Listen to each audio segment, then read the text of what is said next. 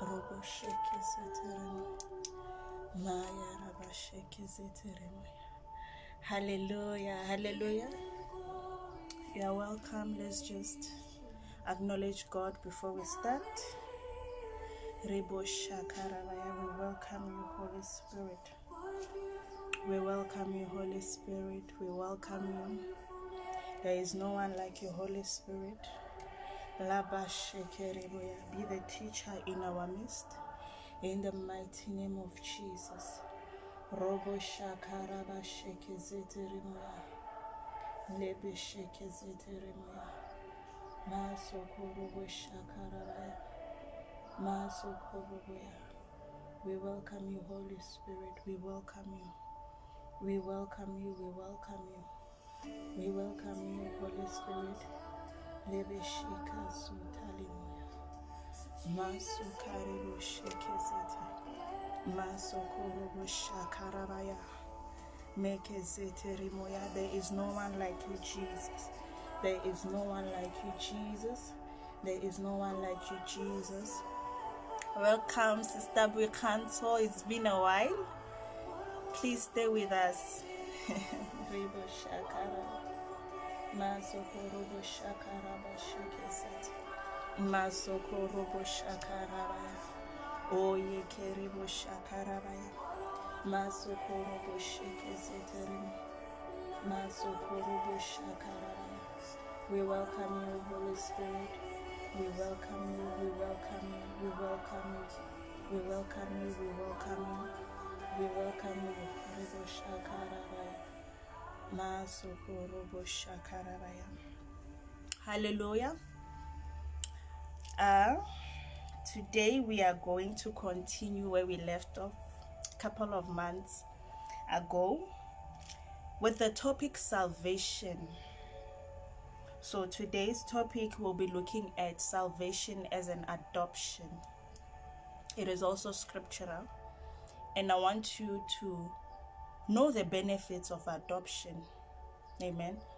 Both spiritual adoption and physical. We're just going to compare it because it is important after being saved for you to know what is really going on, who you are now, what do you have, who is your enemy, and all that. So we are going to look at the benefits today. Before we can continue, I just went to check the meaning of adoption in the dictionary. As a noun, it says adoption is the action or fact of legally taking another's child and bringing it up as one's own. Meaning you are taking someone's child and then you will now take the responsibility of taking care of the child, bringing them up. Hallelujah. Taking them to school, training them as your own child. And then as a verb, it says the action or fact of choosing to take up, follow up, or use something. That's a verb of it. When you are adopting, it means you are taking something up. You are using something. Amen. So just a recap on our previous message, we looked at John chapter 3 when Nicodemus was having a conversation with Jesus. We can see that he came to Jesus because he knew that no one does the miracle that he does except God is with him. So meaning he was interested. He was a ruler of the Jews. A ruler will go to you with something. Will go to you when they see something and when they want to get that something from you. Hallelujah. So when he went there, indirectly was like, you are doing miracles, the things you are doing, no one can do them except God is with them. So can I have them? Indirectly. That's when Jesus perceived and said, you must be born again. Hallelujah. So from that, John chapter 3, from verse 1 to C, we see that it reveals an earthly, or I can call it a fleshly birth, the normal birth that we are used to, and a spiritual birth. And then we can see that Nicodemus asked, how can I be born again now? Because I'm a grown man. Does it mean I have to go back to my mother's womb and become born again? No, he's a grown man now. He can't do that. So we can tell that there's an unseen birth in that, which we call it spiritual birth. That's where the word born again came from, that we are using nowadays. Amen. And we can also see that an earthly birth is natural. You don't have to, it's natural. It comes with nature. As you are growing up, you get to a certain age, you're expected to give birth. Hallelujah. A spiritual birth, you can't see it. It's supernatural. How can you be 30 years and say you are a newborn again? It's spiritual. You are talking about your spiritual birth. If you say in the I'm 1 month old as a born again, physically you are still 30. Physically you are still 30, but spiritually, so we see it as a supernatural birth. Hallelujah. And then we can see that earthly birth is not under your control. Your parents are the one that brought you. They brought you to earth. It was not under your control. But spiritual birth is under your control. You are the one who says, I want to be born again. I want to give my life to Christ. So you are under control. Hallelujah. So now, as growing up, you see the need. You see the need of being born again. And Jesus revealed it in John 3 that except a man is born again, he cannot see the kingdom of God. So there is need for spiritual birth. If you check my YouTube page, Lerato Adeyemi, my YouTube channel, the previous video is there, is talking more about how you become born again and explaining it. Hallelujah. So now we are going to move to the benefits of salvation. Before we do that, let us open Galatians chapter 3. We said that a new birth, we said that salvation is adoption. Meaning you must be a child. We don't adopt adults. Legally, you can't adopt an 18-year-old. So you must be a child. So when you are born again, see yourself as a child of God. We don't say I'm an adult of God. We say I'm a child of God. Meaning you are under somebody's tutelage. You are under somebody's leadership, fatherhood, parenthood. So as you are born again, you are a child. We adopt children. Hallelujah. In an orphanage, if somebody turns 18 years, they cast them out. You're an adult. Go and see what you do with your life. If you are not fortunate. But if you are fortunate enough, you get a family, they adopt you. They adopt you. They take the process, they change your name. They can go as far as changing your name. You are no longer Skosana. You are now Adeyemi, because you are a child. This one is your mother, this one is your father. Our children, they are your sisters and brothers. This is how it goes. You now learn to fit into the family. You don't have to worry about what you are going to eat for breakfast, for lunch, for supper or snack. You don't get to worry about where you are going to get school uniform, which school. You have parents. You are a child. You have parents. They take care of that. So they lead you. They tell you, you are now going to St. Thomas. This is your school, this is the time. You don't say, because in the orphanage I used to go to Sunnyside High School. No, you are no longer going there. Now you are going to a private school.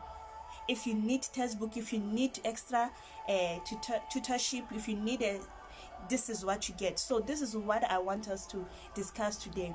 As a child of God, when you are born again, there are benefits. You are not just born again to say I'm born again. There's a reason for you to be born again, and there are some things that you have rights to.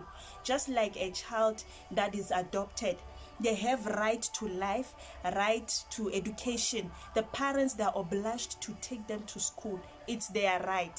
Even if they can't pay the school fees, the school has no right to kick them out, because in South Africa your right as a child is education. So they will face the the debt collection department and whatever from the school, the parents. But you as a child, you have a right. Just as much as us as Christians, we have rights. Usually we call them benefits. We call them benefits, but we can also see them as rights. I want us to look at that.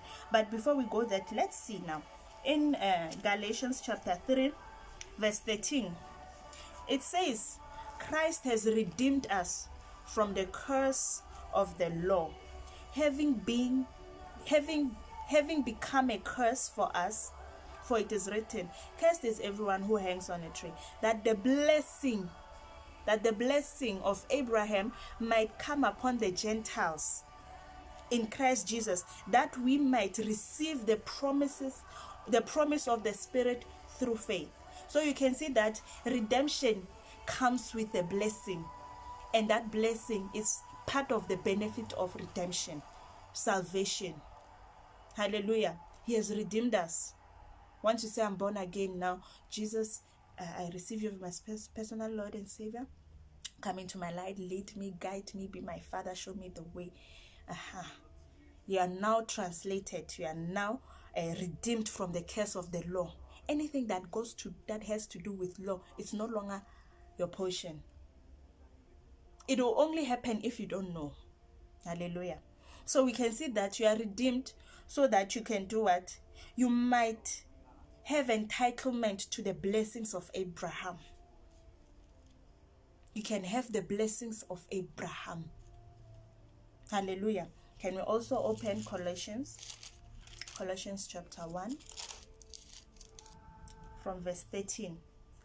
Colossians chapter 1 from verse 13, it says, He has delivered us from the power of darkness and conveyed, another translation says, and translated us into the kingdom of His Son, in whom we have redemption through His blood and forgiveness of sins.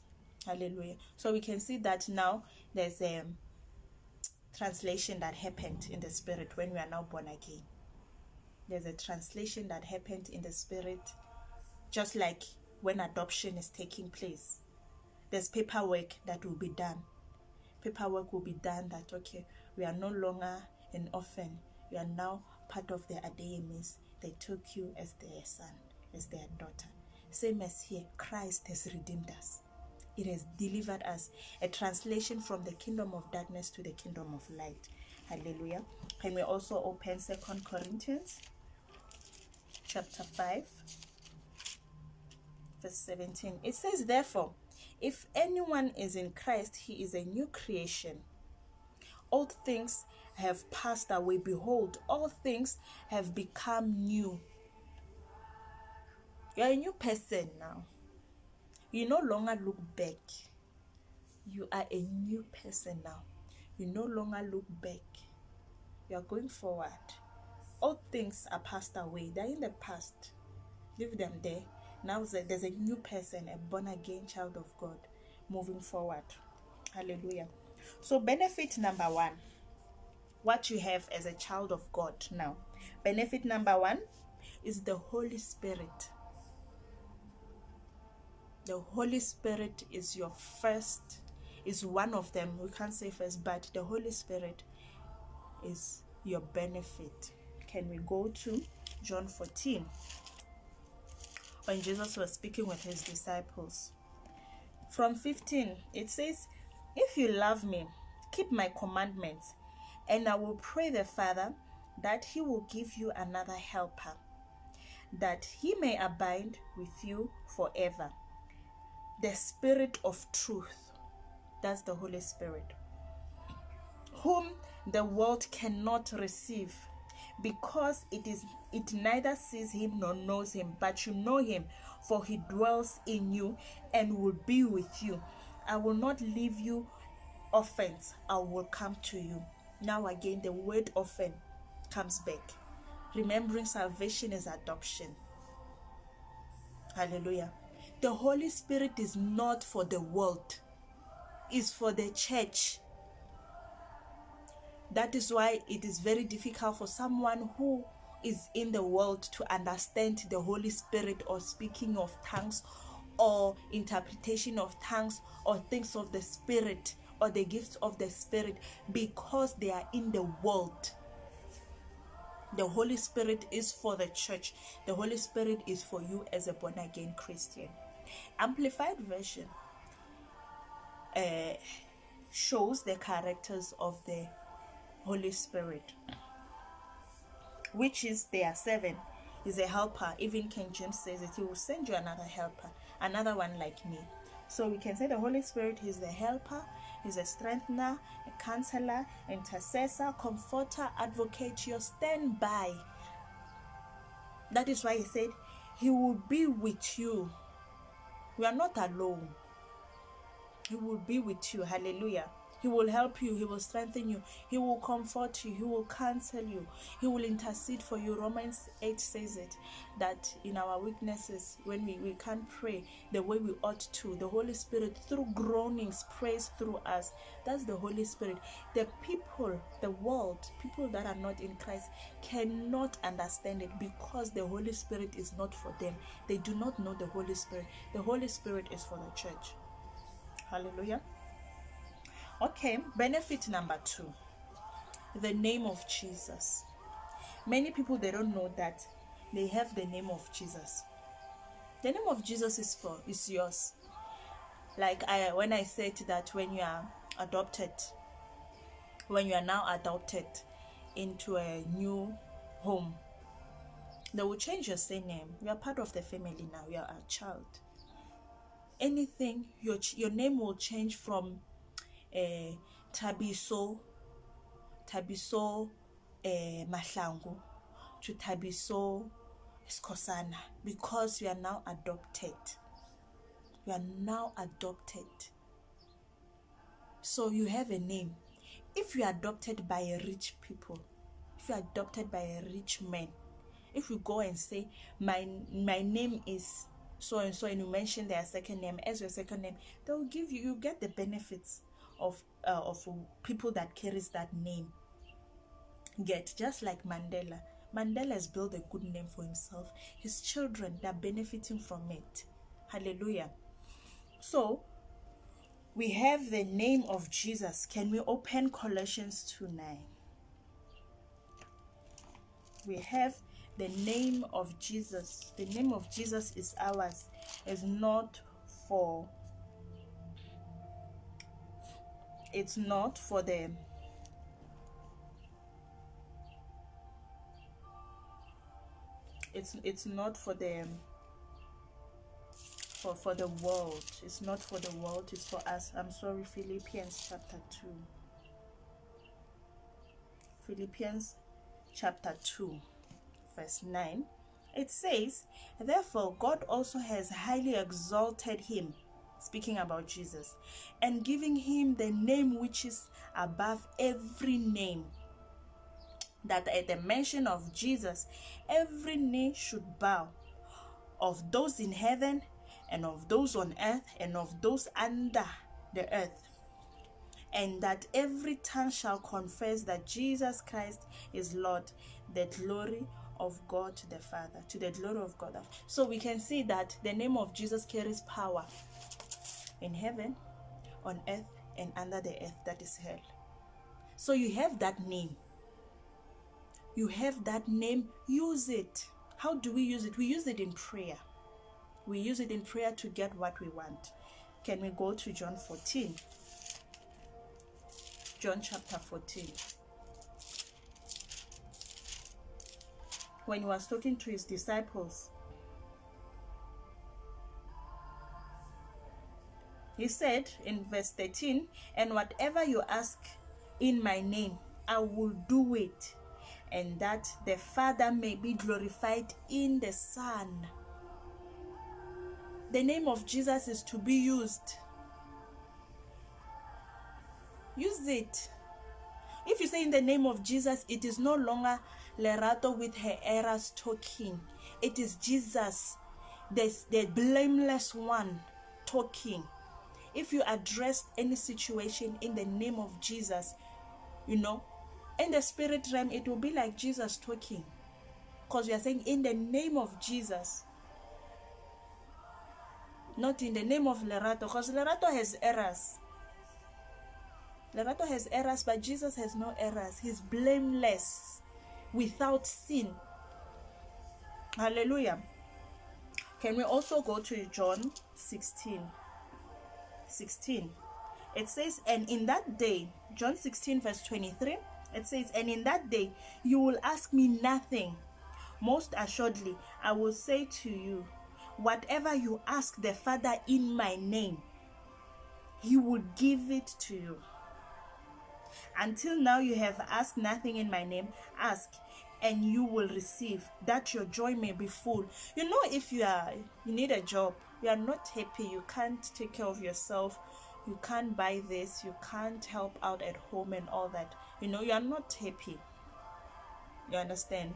So you can't use the name of Jesus to ask God. He said, if you ask my Father in my name, this is Heavenly Father, Lord, I need a job, this kind of a job, this and this and this, you explain in the name of Jesus, and you pray in the name of Jesus, God will give it to you, unless he doesn't want you to have that job. He will give it to you. In most cases, he will give you that job, that your joy may be full, and also that he can have glory in the Son. The Son has done something great. The Son has fulfilled his destiny. So the ones that are grafted in, the Gentiles, are enjoying what the Son has did. When you say in the name of Jesus, it's Jesus that hang on the cross that is talking now. Hallelujah. Because we are representing him here. So we use the name of Jesus. Don't be afraid. Use the name of Jesus. Use the name of Jesus. Use it.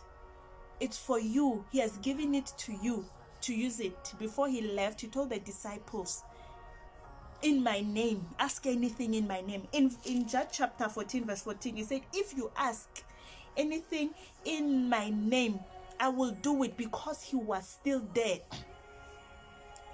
Now, after explaining his departure, he said, in that day, which is today, we are not with Jesus now, we are with the Holy Spirit. He said, if you ask my Father through prayer, if you ask my Father anything, he will do it for you, that your joy may be full. You know, when you ask God something and he answers you, you get it, you know, you are so happy. It becomes your tool of evangelism. You will be telling people, oh, you are having problem, look for the scripture in the Bible, go to God and pray and use the name of Jesus. You will now spread out the gospel. Why? Because of joy. You are happy. You are happy that God has given it to you. So it's a tool for you to evangelize. You have a testimony. You now have a testimony. You are able to say, it worked for me. I'm not perfect. I have my errors. I have my faults, but he did it to me. Why won't he do it for you? Hallelujah. Okay, let us go. You have the word of God. That's your other benefit. Remember when I explained about adoption? In adoption, they will tell you when they adopted you, you are in a new home. Here we wake up in the morning, we pray every 5 a.m. We bath, we take our breakfast, we leave. In this house, we don't do sleep out. In this house, we don't swear. In this house, this. In this house, that. They tell you rules. If you need anything, you tell mommy or daddy. If your siblings, your new siblings are giving you problem, you don't fight them. You come and tell mommy or you tell daddy. Same thing with us.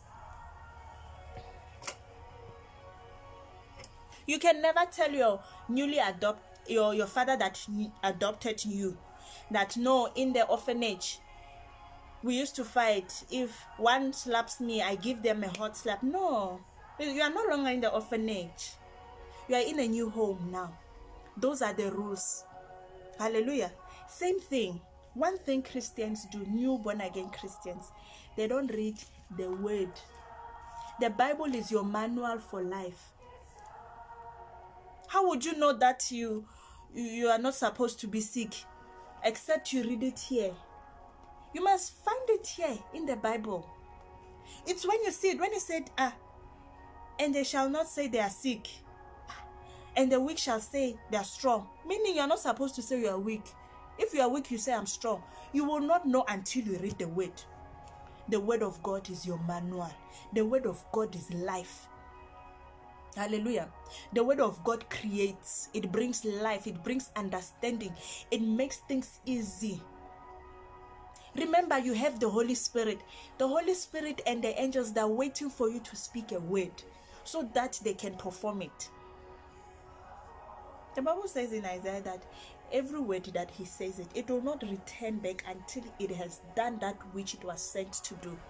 You too, you are like your God. He has given birth to you. A lion gives birth to lions. A lion must be a lion. It can't go and become zebra. That's an abomination. So God creates. You can also create your life in alignment with the word of God. Not that you go and do something that God does not approve. Meaning you can change your situation using the word of God. You have the word of God. You are not without direction because the word of God is there. The Holy Spirit is there to simplify it for you. Remember, He's our helper to help you understand. He's our helper. He's the standby. If you don't understand, He's there waiting for you to ask, Holy Spirit, explain this for me. John 1:1. Let us quickly read it. It says, in the beginning was the Word. The Word was with God, and the Word was God. So, if you need a way of living in the Christendom, in this kingdom of light, it is only the word of God that will show you that way. Say, Jesus is the way, the truth, and the light. If you need any truth or clarity concerning anything, it's the word of God. Because in the beginning was the word, and that word was with God. Hallelujah. You can see in Genesis 1, when He created, He used His word to create heaven and earth. He used the word to create day and night. He used the word to create this, to create. Even before forming Adam, He said, let us make men. He spoke first in our own image, that they may have dominion. He used His word. You can see, okay, let us open Genesis 1, verse 3. Genesis 1, okay, verse 2. It says, and the earth was without form and void, and darkness was on the face of the deep, and the Spirit of God was hovering over the face of the water. The Spirit of God was waiting for word. Was waiting for the word. So when He said, let there be light, performed it. Even with us, the Holy Spirit is waiting for us to speak the word so that we can change our situations. Hallelujah. Okay. Fourthly, we have faith. Faith is our purchasing currency in the spirit realm. We don't use rent, we don't use dollar in the spirit world to get things done. It's faith. We have faith. Romans 12 verse 3. Let me show you.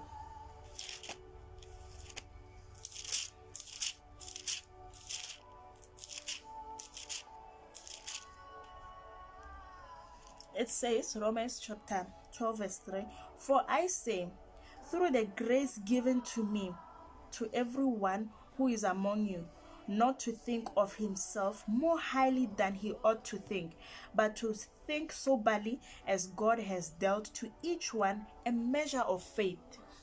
So when you are born again, because God has a plan for you, He will give you a measure of faith according to that plan. A measure of faith. So you are not a born again Christian without faith.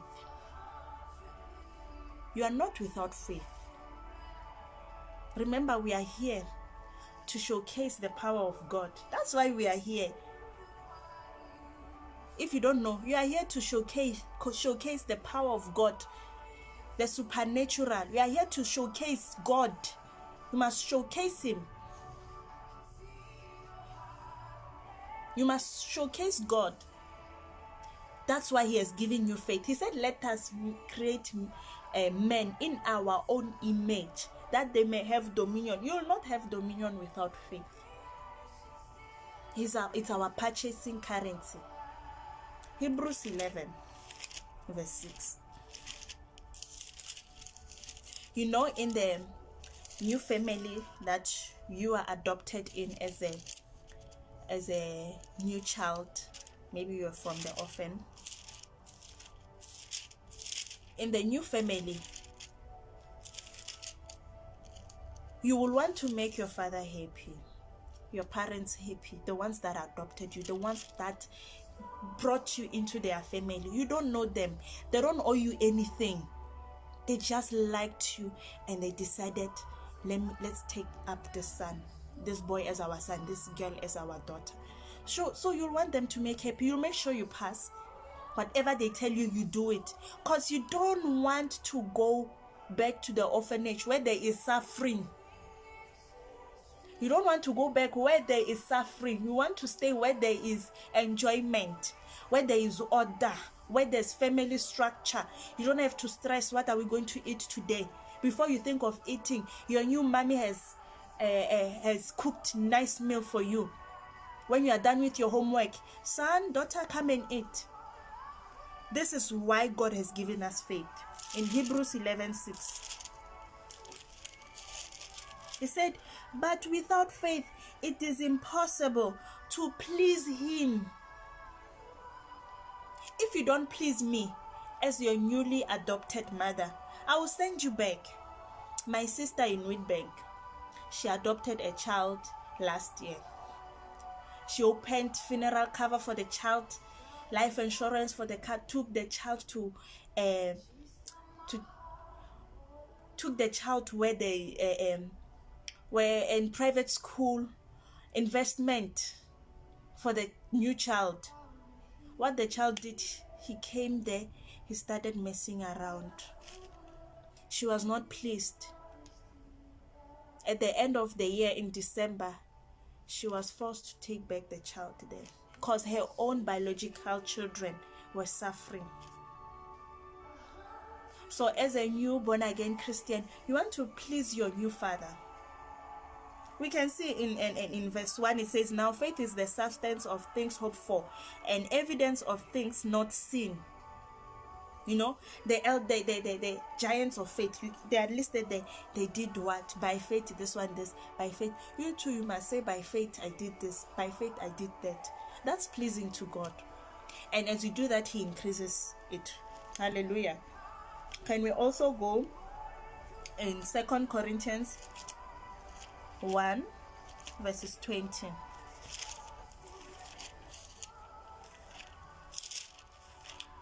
2 Corinthians 1:20. It says, for all the promises of God in him. You see, in him are yes, and in him are amen, to the glory of God through us. They are yes. If he said healing is yours, if he said by his stripes you are healed and you are battling with sickness, that's a promise. Your promise is healing. And they are yes and amen. So it is faith that will help you. It is faith that will help you get your healing. Hallelujah. Can we also, okay, we've covered that for faith. We'll go into details later on. The last benefit identified is the shepherd. Leadership. Hallelujah. Can we go to John chapter 10?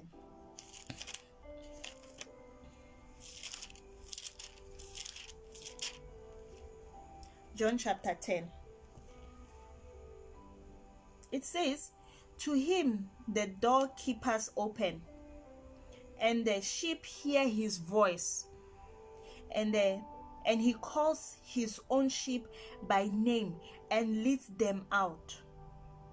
In verse 11, it says, I'm the good shepherd. He was separating himself from the devil.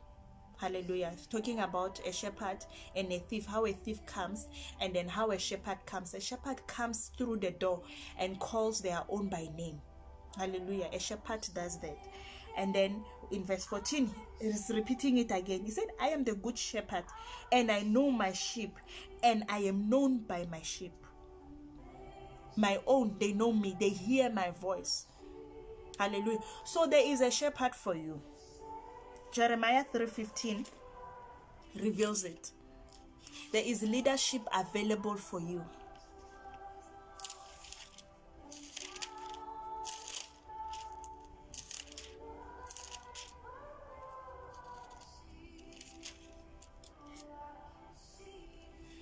Jeremiah chapter 3 verses 15, it says, and I will give you shepherds according to my heart, who will feed you with knowledge and understanding. Then it shall come to pass, when you are multiplied and increased in the land in those days, says the Lord, that they will say no more, the ark of the covenant of the Lord. Amen. So there's a shepherd for you. There's a shepherd for you.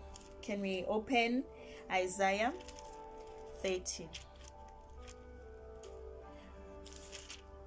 There's a leader for you somewhere. You are not just a sheep roaming around. No, there's a leader for you. He said, I will appoint a leader for you, a pastor for you after my own heart.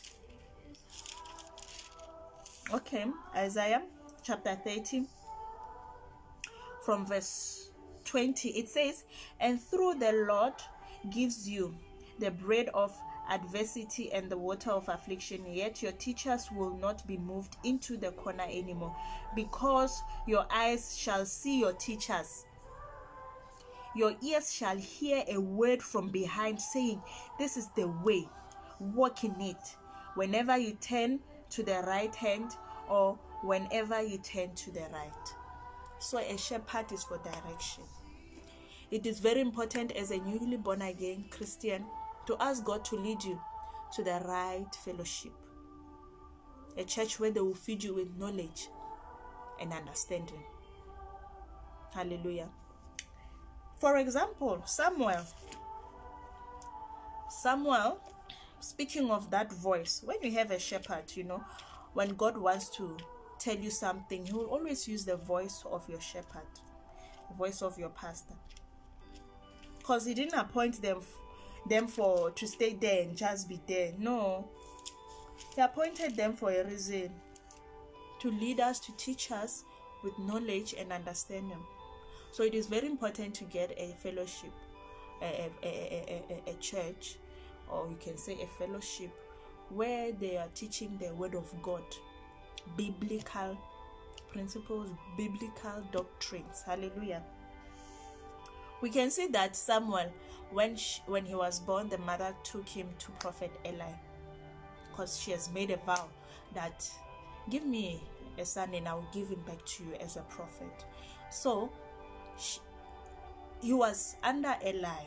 The children of Eli were just messing around, so God decided to make Samuel, predestine Samuel to be the prophet of the nation. Hallelujah. So Samuel, as he was growing in the Lord, another day, one night, as he was sleeping, he heard somebody call him Samuel. The voice that he heard, it was Eli's voice. He ran. Are you calling me? He said no. Okay, he went back. Samuel, I'm coming. Are you calling me? Eli said no. Samuel, you called me again. Did you call me? He said no, I didn't call you. So Eli noticed that this one, God is calling him. He doesn't know that it is God, so he thinks it's me. That's how it is. He told him that no, the next time when you hear a call, just say, Lord, I'm here, talk to me. So it is important to get a fellowship, be with people in the same Christendom, so you can influence each other positively. If you have a problem, you can go to your pastor, talk, seek counseling. Hallelujah. Seek help, prayers. Those things, they strengthen you. But when you are alone there, because you still need to grow first. You must grow, you grow. Hallelujah. So we will close here today. I hope you are blessed. Please listen to it over and over. It is important. Many people are born again, but their lives are not moving forward because they are not using the benefits of salvation. They are not taking advantage of them. They are still doing things the way they used to do them, and they are not getting results. Just like the children of Israel, they were used to slavery, used to hardship. So when they left Egypt, when they left Egypt and they were hungry, they started saying to Moses, take us back there, we want meat. In Egypt we had meat.